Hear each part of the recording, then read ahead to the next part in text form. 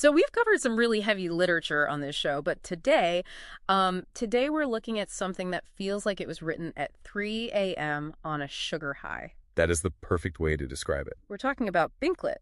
It's this parody script by Andy Meyer that basically takes Shakespeare's Hamlet and fills it with crudely written rabbits. And it's set in a Denmark that, the script is very clear about this, has nothing to do with pastries. Right. So our mission for this deep dive is to figure out how Meyer uses this, total absurdity to deconstruct the most famous tragedy ever written. He really does. He strips the bard down to, well, to stick figures. Purely stick figures. You open the cast list and there's no Prince Hamlet. You just get Binklet and his label is good guy. Just good guy. That's such a brilliant reduction. It mocks all that literary analysis. He's not a brooding anti-hero. Nope.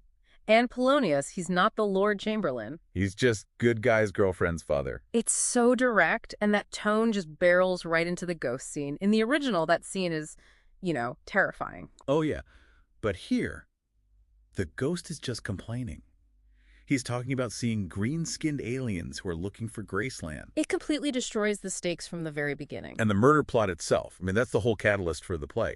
Shakespeare gives us this specific poison he'd been on. But Meyer's ghost just says Claudius poured, junk in his ear. Yeah, junk during a siesta.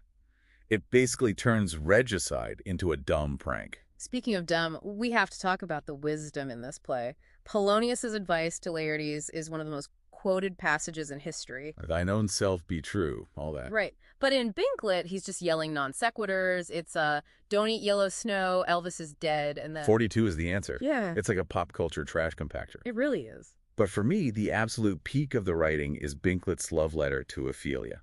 Oh, the Velveeta line. The Velveeta line.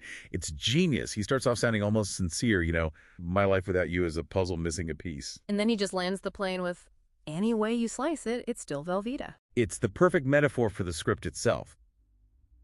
And he doesn't stop. The play within a play comes up. And the player king isn't wrestling with some deep guilt. No, he's just refusing to act because he doesn't want to give up all this fettuccine. It turns high court drama into a sitcom dinner argument. Exactly.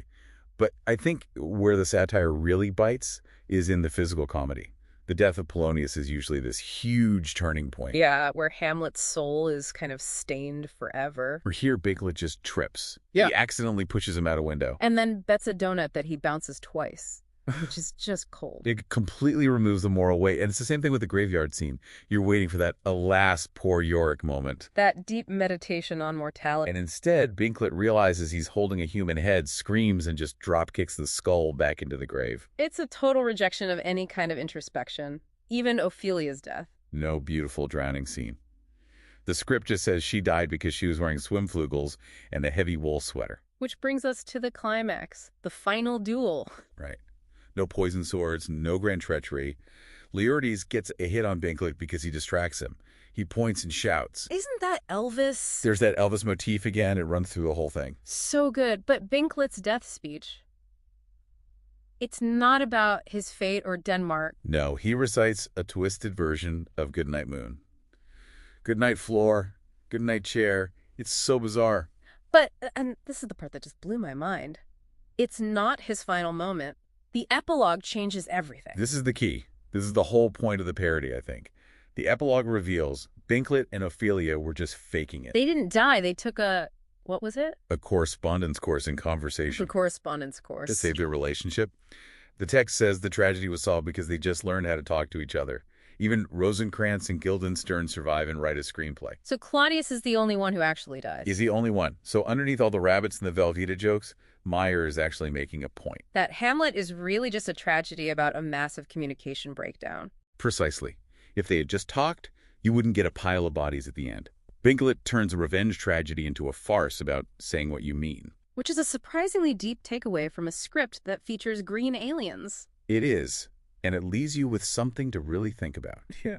If the central conflict of Hamlet can be fixed with a simple correspondence course, how many other classic conflicts in literature, or even history, were just a lack of clear dialogue away from a happy ending?